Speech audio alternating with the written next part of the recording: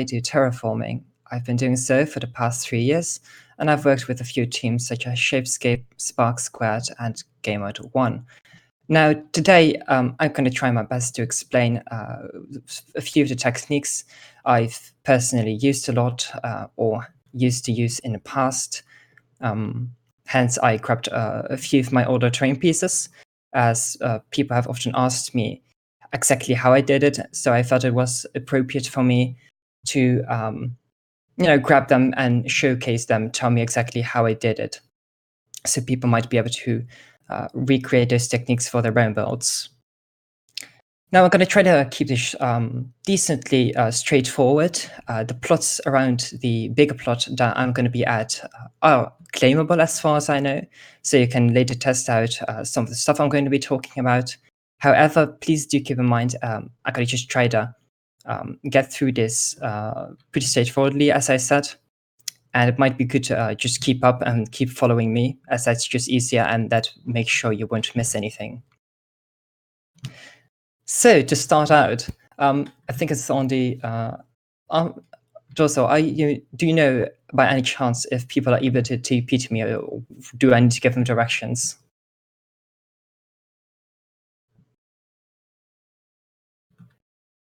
Okay, fair enough. I'll just give them my directions. Okay, no, you can TP. Since it might be a bit of a lot of people to TP to me, it's on the light blue lines. It is basically the cave entrance with the snow. All the way to the left, where you can see a big text saying base shaping. If everybody could comment there. Because that's where I'm going to be starting off. Just going to give everybody a quick moment to gather here. All right. I just hope everybody's here right now. Is there anybody who is not around or can't find it?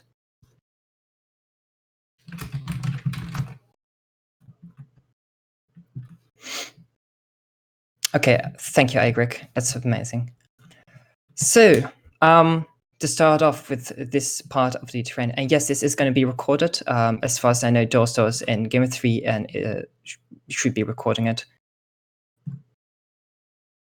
So for anybody who's going to be missing it or isn't able to be here for the entirety of the stream, they should be able to tune in later and watch back the video.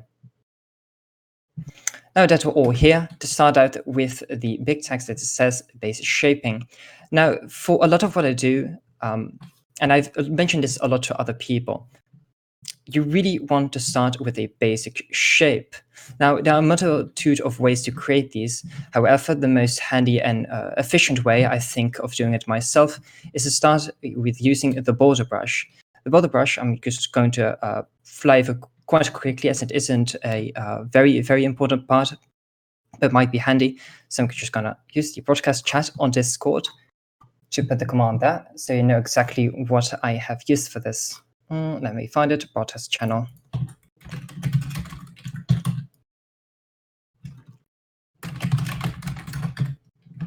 For those who have been at Arcane Nexus Masterclass, that might also be really handy to know.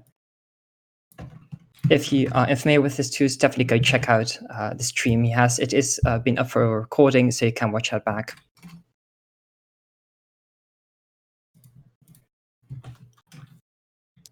Base shaping is very important. The reason for this is because you don't really want something that is overly complicated. You don't want to put too much time and effort into these base shapes. Reason for that is because if you're going to be applying detail later, which is usually the process you want to go through, the terrain will definitely end up in a state where it is there's just too much going on. There's nothing that's comprehensive about it. You'll start to have a lot of details going here and there everywhere. And though they might look nice each on their own on a very, very close view, the overall build would just not benefit from such a large multitude of different things going on. That's why we keep the base shaping just really basic. And a thing you can do to help up shape things a little is after you use the border brush or perhaps a sphere brush, is using the better brushes commands. Now, for anyone unfamiliar with that, but is familiar with Fox Sniper, these are essentially the default Fox Sniper commands, but they are a bit smoother. So, for example, and I'm going to put this in hashtag event broadcast as previously, BEB mount, BEB lift, and BEB fill. These are essentially just the smooth variants of the normal Vox Sniper brushes and can help just smooth out and blend together all the rocks you've placed, so it becomes a more solid and horse shape rather than a bunch of separate ones going on. Because for the start, you really just want a separate shape to be present. And yes, I see somebody asking something. Yes, word? And a shade. Oh, here you go.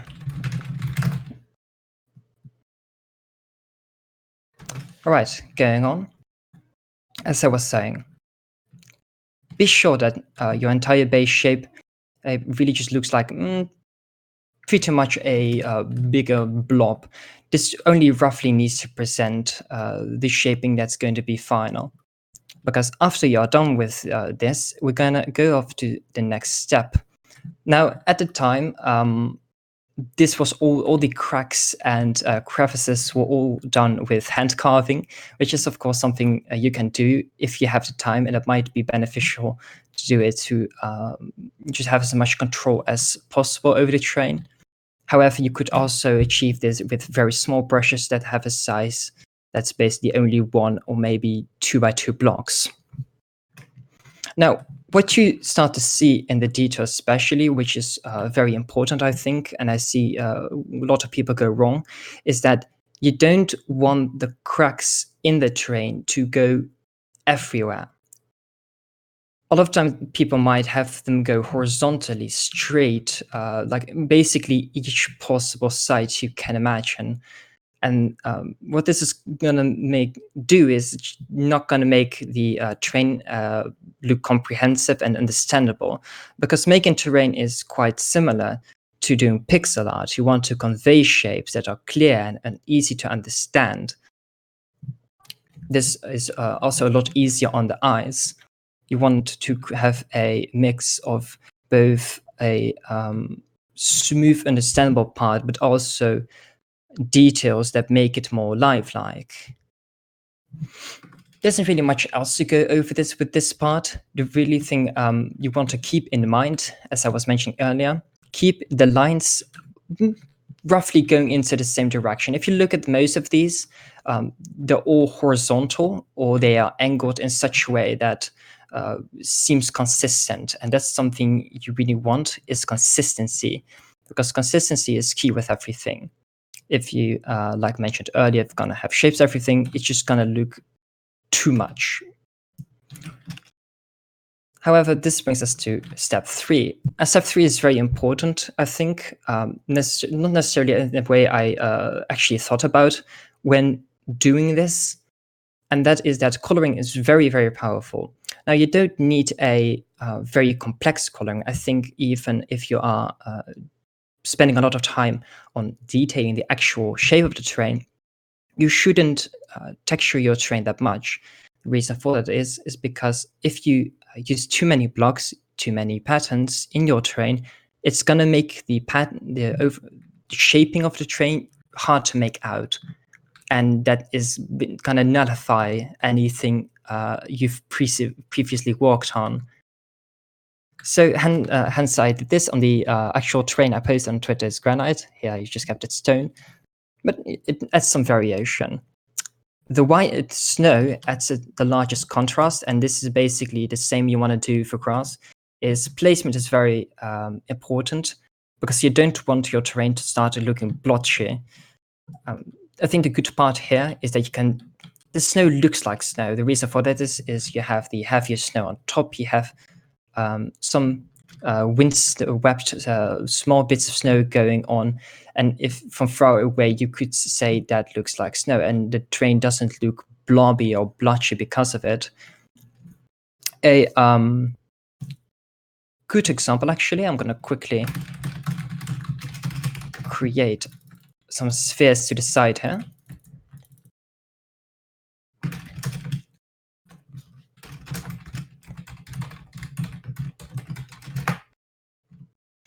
Now, for those familiar with the angle mask, I quickly just place some spheres and terrain here.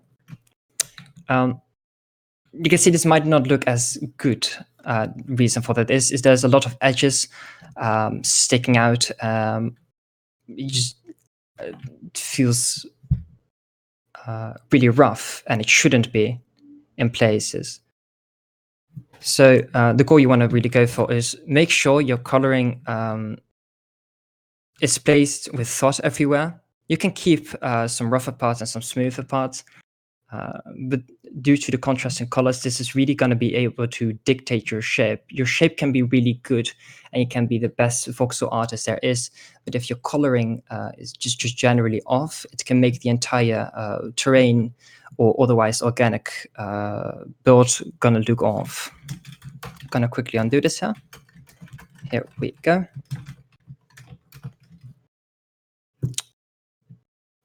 If everybody could come back to the other thing here, it's right in front of the place where we started at.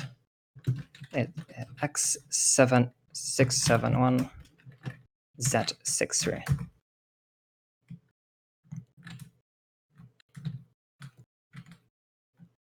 Okay, everybody should be able to be here now. All right. So this is basically applying the same rules. This is a bit more recent, but it might help give a better idea of a before and after, what to do. And I'm gonna just talk about just generally what I did here.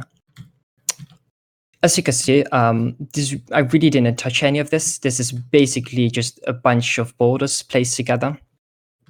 And as previously mentioned, you don't need a lot more. The least you could do is fit the shapes and blend them together with the Better Brushes commands, but you won't need much else. As in the next step, a lot of the shaping is purely done by creating slightly angled lines further and further, starting with the horizontal ones, and then slowly adding vertical.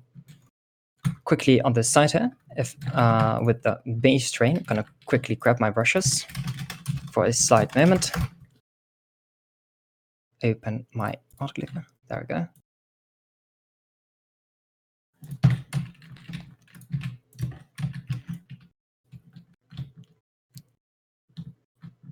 So imagine this is your base shape.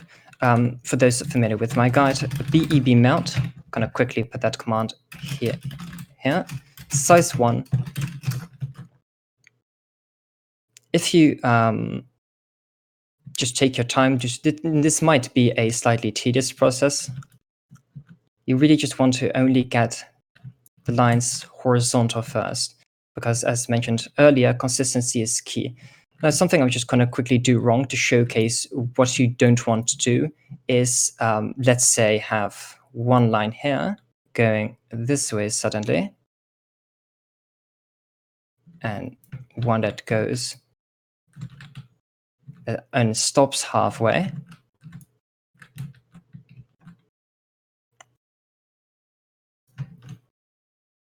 Here we go. Something to avoid generally is cracks that stop halfway. Reason for that is it's just not typically a natural way for cracks to form. So again, keep them horizontal, then just start adding vertical cracks. Now the vertical cracks, these can be a bit more angled in a way that it's a bit different from the others, as long as the horizontals match with one another. They should all be facing the same direction, essentially. That's really all you need to keep in mind. It's a really simple process, and with a bit of time, you'll slowly start to see that all the shapes you're creating, the base shape is starting to form a lot of separate shapes, even though they are connected. And this will eventually give way to creating a sort of cliff rock pillar that feels like it is a bunch of just separate cliffs and rocks all bunched together. The third thingy here, if you don't have the time to sculpt everything by hand, is object terrain. essentially what I did here is to the right, you can see 4 assets. And what I've done is I have created a multitude of assets. Now, these aren't the only ones. These are just 4 I was able to get in a plot. Yes, Elefantra. I use BEBM out and B1 for just the general cracks. For smaller ones, you can use a brush such as 0.4, for those that aren't aware, is basically a size that is only 1 block. Using this, you can create deeper cracks. The best way to get them is just have a connected line with only 1 block. This will make it look deep enough. This generally gives a lot of definition to a terrain as well. Can make it look a bit deeper than it actually is. Anyhow, as I was saying, for the 4 assets pieces of the terrain, in case you don't have time to detail your entire rock sculpt by just using small brushes, what you can do is create individual rocks and detail those separately. The reason for that is that you can use them as schematics and paste these essentially as a brush later. Because on the left hand, these are basically entirely comprised of individual rock assets that I made. And this can make for a really, really quick way to make terrain in a quick way without having to bother detailing every bit, nook and cranny of the map. A good way to do this, so the most might be familiar with the schematic brush I personally use. Let me quickly look at the I got the -R. This is essentially just a copy brush. Now, before you click anything, what you want to do is you want to have it so that all your schematic assets are saved in a folder together. A way you can do this is by doing schem save, the folder name, and then the schematic name. So let's say we're going to call one of the rocks rock 1. Then, 1 moment, save 1. After that, schem save rock 2. This will create a folder that's called rock and has in schematics inside of it. After which, schem load all. What this is going to do is it's basically going to load the entire folder of rock schematics you've saved. And the brush is going to take that onto your clipboard to basically just place the following brushes. So I'm going to schematic load or rock deco, rock _1. And if I start pasting these, you will see that I'm basically creating terrain very, very fast.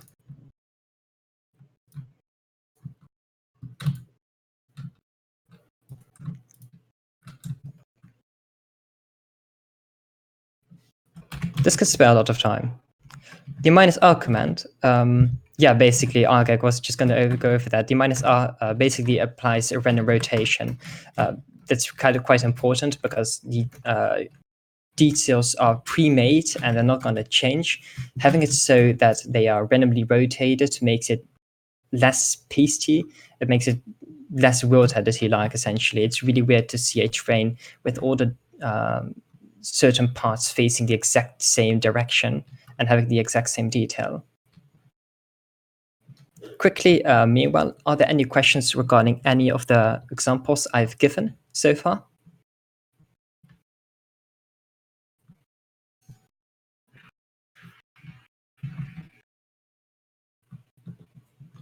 Sometimes I might talk a bit fast. So, what commands did you use for the snow?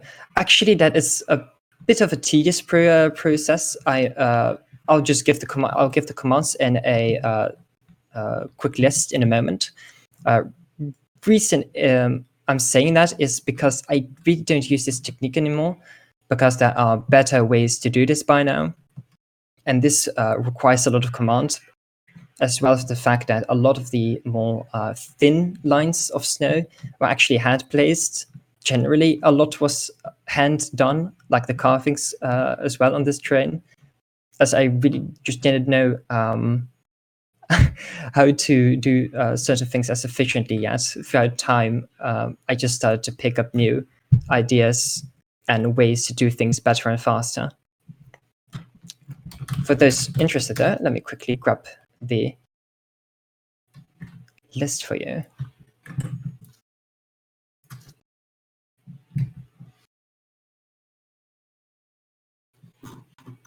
Oh, for those that don't know, credits to Solentrix for this, for anyone who's familiar with him. One thing to keep in note, snow block, that needs to be ID 80.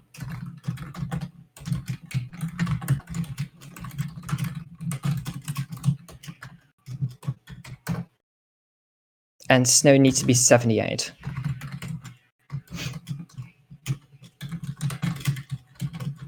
Just so you're aware. This essentially calculates slopes. You can place a certain ID of snow on it. This will create the smooth snow effect.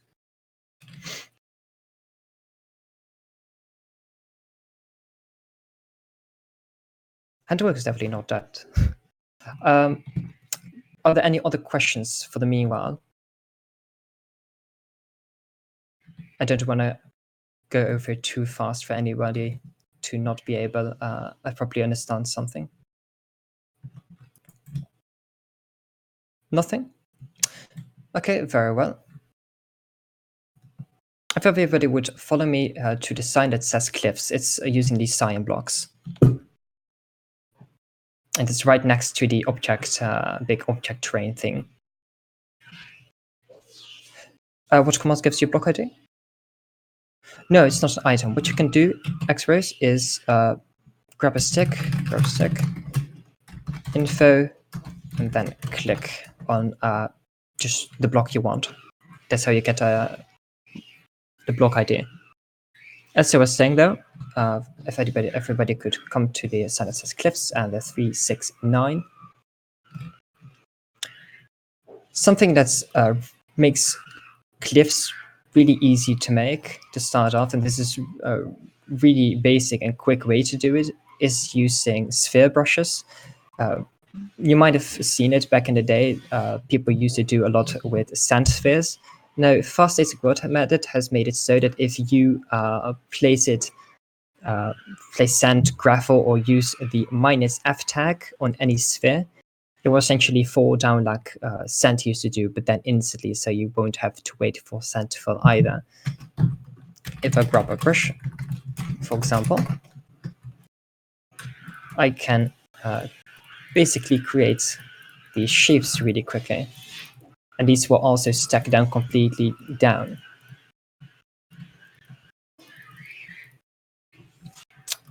Personal sizes I think are best is to do it in multiples, like 3, 6, 9, 12, etc. These usually just form the best shape. 2 is also really good because it can create some finer detail. I'll put the command real quick in the chat for you guys. The -F tag, by the way, you can use sand and a gravel as your block of choice. That won't require the -F tag. This will just do it instantly.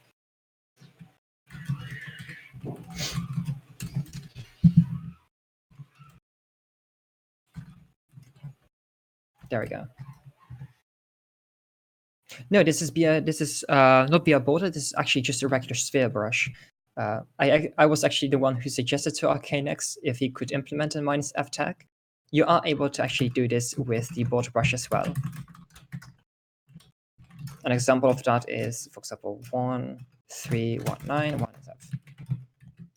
This command.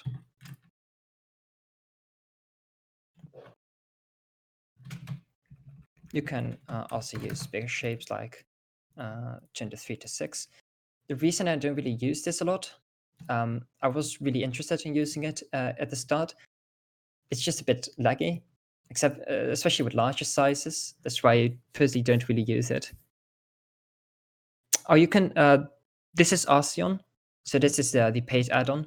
Personally, I always use spheres, and I think you are better off with that as well, as it creates more consistent shapes and it gives you thus more control because you know exactly what you are going to get where. because if the rocks are essentially generated procedurally, meaning that you can't really dictate a certain specific shape every time. With the sphere brushes, I know exactly what I'm going to get and where. To the right of these like 3-place sphere pillars, the 3, 6, and 9, you can see a very small bit of terrain right here using those exact brushes. Again, for those familiar with or not familiar with my guide, a really good way to make terrain is use these set spheres and use the better brushes command, as these commands just create a really smooth shaping, and these are really good for grass patches, essentially. So if I were to grab BEB melt, for example, with a small size, this creates the smoothest shapes on where they need to be, so the grass, and keep the rock cliffs nice and a slight bit rough. It's a good thing to keep in mind. Never make your cliffs too smooth, otherwise they'll stop to look rocky. And once they stop looking rocky, your entire terrain starts looking blobby and blotchy, and that's just not really a nice shape to have. It's not really well defined. It doesn't really look detailed. BEB lift, yeah, I've certainly used BEB lift and melt lift. You primarily use for basic hills. The sediment, so like the tops I was mentioning just now, though, I usually use BEB mount. Reason for that is it drags the shapes, and BEB lifts them up, which can sometimes be annoying.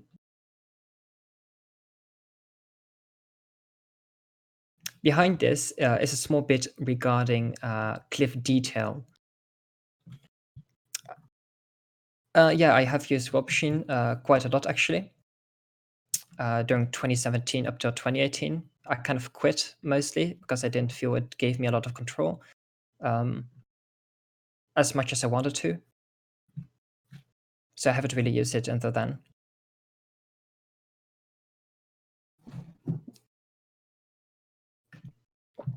Going to the thing in the back, this is also really important for the making the clips details, is the BE melt brush. Now, the better brushes commands, the BEB commands, these are a bit too smooth, and you don't really want to use these for cliffs, as you don't want your cliffs to be overly smooth, otherwise they'll become blobby, as mentioned. What you can do is grab BEB mount again, grab B1, and if you have a server that has fast async voices sniper installed, you can gmask under 1 to essentially make it so that you would only affect the blocks from under. Oh, I don't think it's gmask 0. Here we go.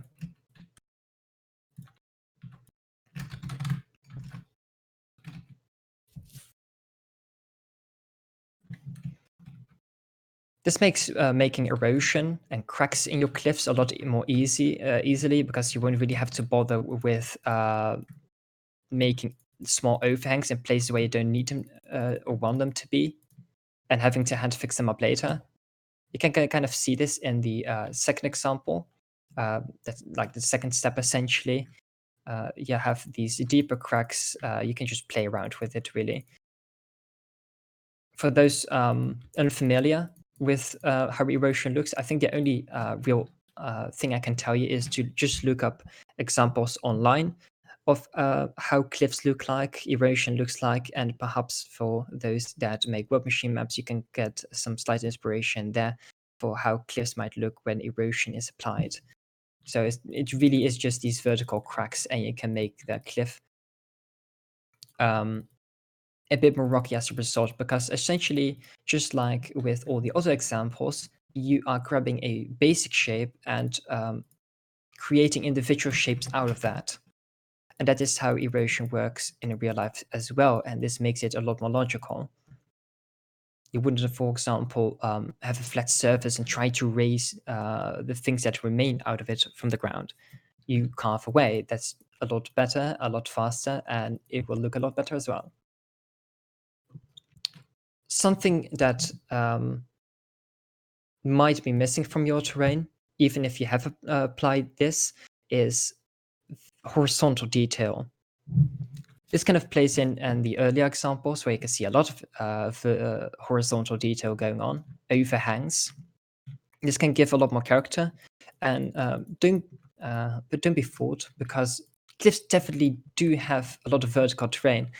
Wrong wording. I mean, overhangs. Definitely create overhangs. The way this is really similar to the earlier given example. So if you want to know how to do that, I definitely suggest trying to look at the other examples and use the commands I've given you earlier, such as BEB melt on a size 1. And like AnnoShade is saying here, it really is one of those things that software, especially like World Machine or World Painter, can't do. It isn't able to make overhanging cliffs or 3D detail, essentially. And that can mean that things will look flat as a result. Now, this really, for a large part, I'd say covers terrain that is in biomes, let's say a taiga, snow biome, plains. However, you might be wanting to make a desert, and this is where the blend disk command really comes in handy. To the right here, you can see a just really basic example of the blend disk command. Essentially, what this does is it's going to try to blend within a disk shape rather than, let's say, a sphere shape. The command for that is B E. No, blend. Here we go. Using a bigger size, you can essentially create vertical cracks in erosion that these straight lines, making it look more like desert cliffs or buttes for those familiar with something like Monument Valley. You can bring out the shapes a bit. And if you start to do this everywhere, you will get something similar to the right. On the right here, with the red sand, I've also applied the technique from earlier, using gmask under air, using a B1 melt command to get some vertical erosion going on as well, separating the shapes again. And this essentially creates just a really quick and easy way to make desert terrain without too much thought or too much work into it. Are there any questions until so far about anything I've talked about? Oh yeah, my guide for those unfamiliar. Here you go. I have made this a while ago. It's available on Twitter, but I'll give you the direct image link in the event broadcast channel. This has a lot of general techniques I've used and I'm covering right now as well. For those that want to make smooth snow, I also have a guide for that. Might be worth taking a look at it later.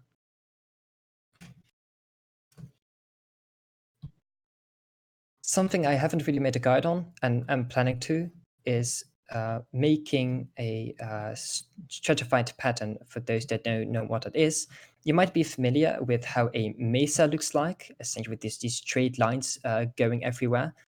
However, completely straight lines might not look as interesting. I see that word edit might have fucked up importing this plot a bit. But behind this, behind the cliffs, you can see a base, simplex, and apply.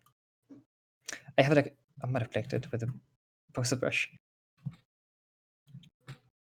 For the base, this can be any block. Just make sure that this only contains the stone. So this might be just stone or a placeholder like gold you might be using. Just overall make sure this is only applied where you want cliffs or rock to be. Now here comes a simplex into play.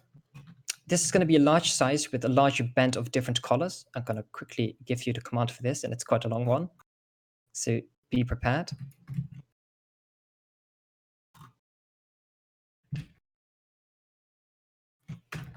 Here you go. Now, for the simplex size, where you can see 100, You can basically change this to any of the numbers you might want. Let's say another good size might be 256 or a 512. Really just depends per terrain what you want to do. But essentially what this is going to do, because it's such a huge simplex, and do not make it too small. You definitely want it to be big, at least above 100, is create these different color bands that will cover the terrain. This won't really look good on front top, so do keep in mind this is really for the sideway views. So if that needs to take a sip of water. Completely on the right here, you can see a small 3-block high, rather 3-block wide pattern. What you want to do is just create, this could be 1 block as well, by the way. Really doesn't matter as long as it's just a small pattern similar to this. You want to make a pattern like this containing the blocks you want, grab it and copy it. After that, you want to grab the terrain again, where you have applied the simplex, and make sure you start with replacing each command color after color. So cyan, magenta, light blue, blue, yellow, brown, lime, green, etc. The order really is important, so please make sure you do that correctly. And we're going to be replacing it with the following command. The color is the color we're going to be replacing. And the minus is going to be how much minus a certain offset. So let's, for example, say, since we are going to be starting with cyan, the color is going to be 35.9 with an offset of 1. So just quickly grab that command. There we go. Once one of the colors has been changed, after which we are going to go to magenta and give it an offset of 2. After that, you just keep going in order and keep giving it a lower offset. So -2, 3, 4, 5, and keep going. Essentially, what you are gonna get is the pattern you have copied is gonna start to go in a wave, essentially, which is already looking a lot more interesting than purely having a completely straight pattern. A quick way to do this as well, because here we might be starting with cyan, with the help of H203, who has done a masterclass earlier today, we have made a small command, a small few actually, to do this in one go. It does require, I think, 3 to 4 commands. Here we go. Here we go. This might be a long one. Here we go. Need to grab the second.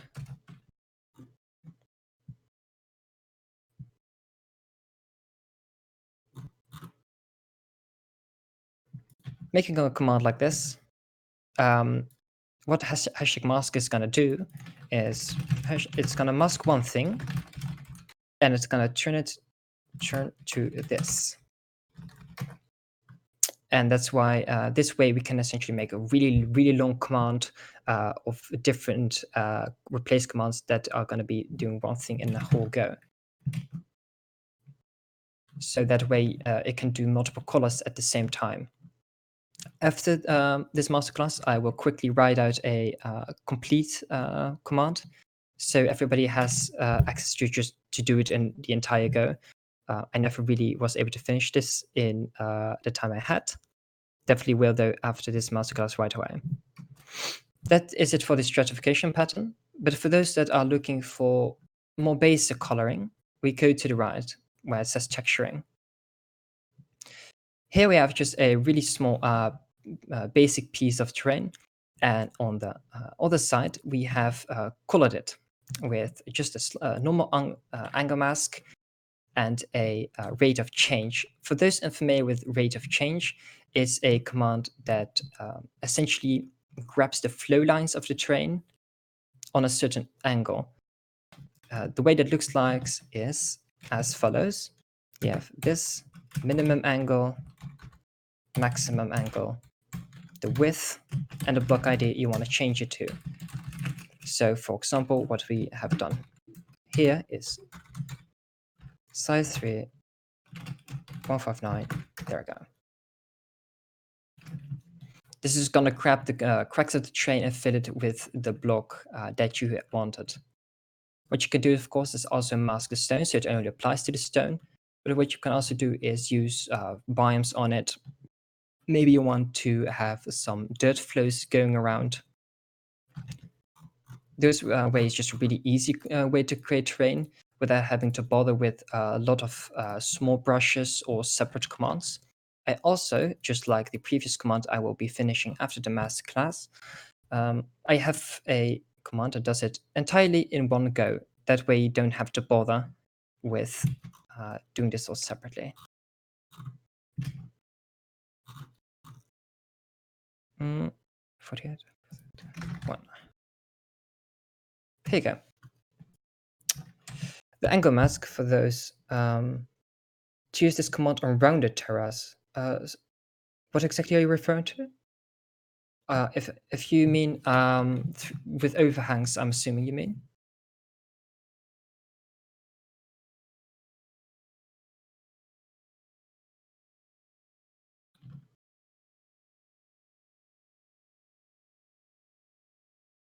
Trish Q, bit of delay. No problem.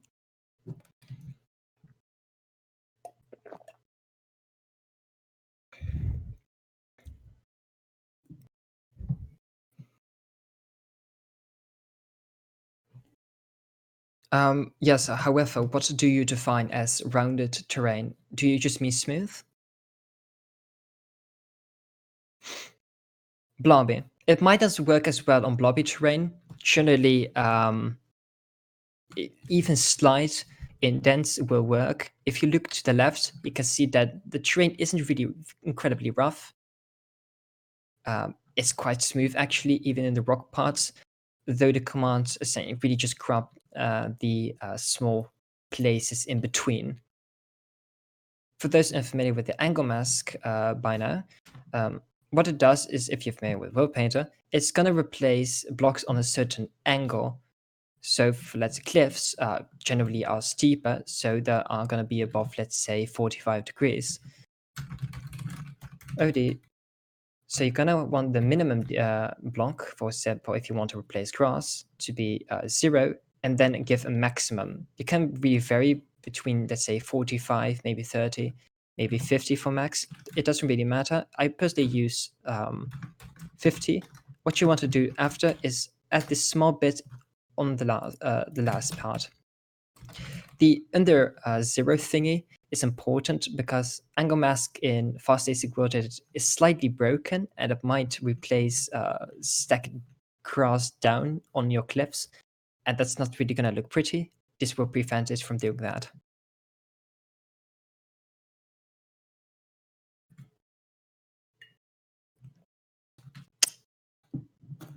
So, are there any questions about anything I have just mentioned? I don't really quite know. It really is just the logic of fast AC growth edit. The slash is for the angle mask. So that's going to be replacing things just regularly on an angle. And with the upwards arrow, is essentially just going to be for the rate of change. What initiate might be more accurate.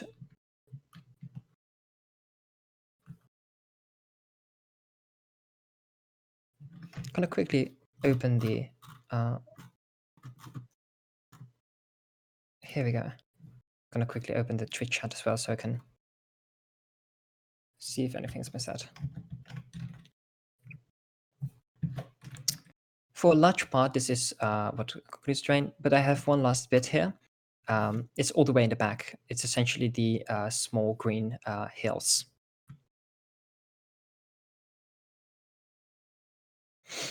This is really something I'm gonna cover not over too long because this is mostly having just an artistic eye for it. But the patterns are quite easy to understand. Gonna quickly grab a brush, be a sphere, red, size 1, go to 2. Now, what you can see here is that this whole hill is completely eroded. This will just make it look a lot more natural. Erosion is something that often happens in nature, and for those that don't want to buy World Machine or apply it to very specific shapes that you can't really create in World Machine, this might be a handy way of doing it. The way I really do it is by using the BEB lift commands, BEB melt to create a basic hill shape. After this, though, comes the part to make erosion. Now, this might all look very complex, though really what you want to do is create lines that flow into each other, and these are going to create small little V shapes. And once you start to connect these all together, you start to know it is quite similar to a tree branch. This is what most erosion is going to look like. It's going to look like a large tree branch, and what you want to do after you have colored this on the hill is slightly start to cut out bits, bit by bit. Try to keep this smooth. You don't want it too rough, especially not on rocky areas. And after a while, you will start to create a very natural effect for erosion. I will quickly give a slight demo of this later on.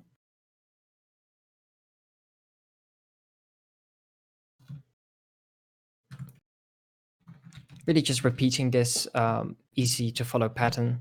So just creating tree branches and cutting those parts in specific out. Just keep repeating that and you will eventually end up with a shape similar.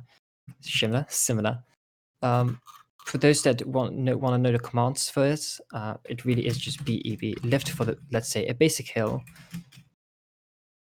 BEB melt. Use a small size for this. Use a small size for this, like 1. I start to cut away parts. What you can do as well is use BBB and Gmask 0 again to only affect existing blocks, because smoothing might also place blocks in between. And you sometimes you might also just want to take away of the train. Something to not do at all times, you can is make the arms. I think a small mistake I see people do quite often is trying to make the arms that erosion creates rather than carving it out. Erosion in real life is carved out as well, and I think that is the best way to go about it, how nature in real life does it. Because it gives it a certain logic to it, and having a certain logic to your terrain makes it more believable, more logical, just more natural looking as a result. What you can do though is, of course, if you feel that the arms created just don't feel as smooth going up and down, you can smooth it out a bit, but don't try to make the arms separately as a whole.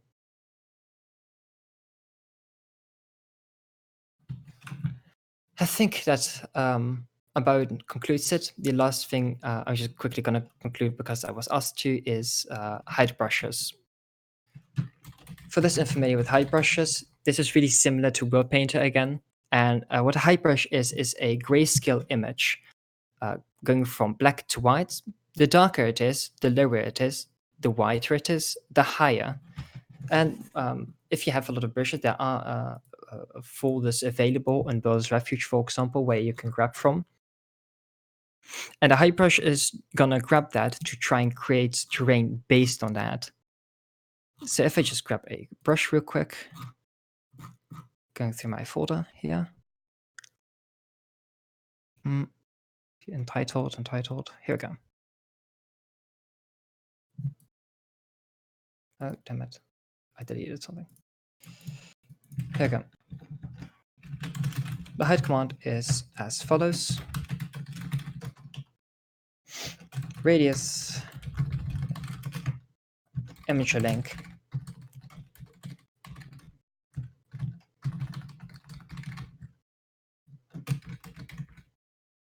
y scale.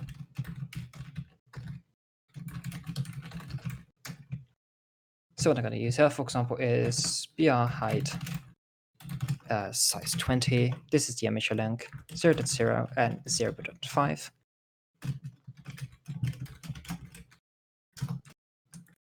And this is just going to create terrain really quickly. I'm doing this at the I should really be doing this in one place.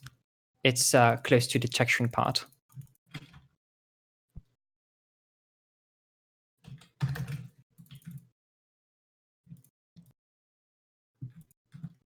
This is probably the easiest and quickest way to do terrain, especially if you have some good brushes. You won't really have to spend too much time on things, and can even be good for creating some basic shapes that you can later detail by hand or with one of the techniques I've talked about.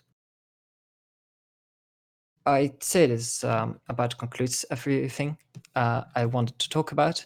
I don't really think I have other techniques to show you. If there are any questions, the duck is for luck. If there are any questions, though, I'm more than happy to answer any of them. Just PM me or ask in the general chat. I will answer as quickly as I can. And the image albums might also have a thing here and there that if you miss anything, it's very likely I do have the techniques written down in there.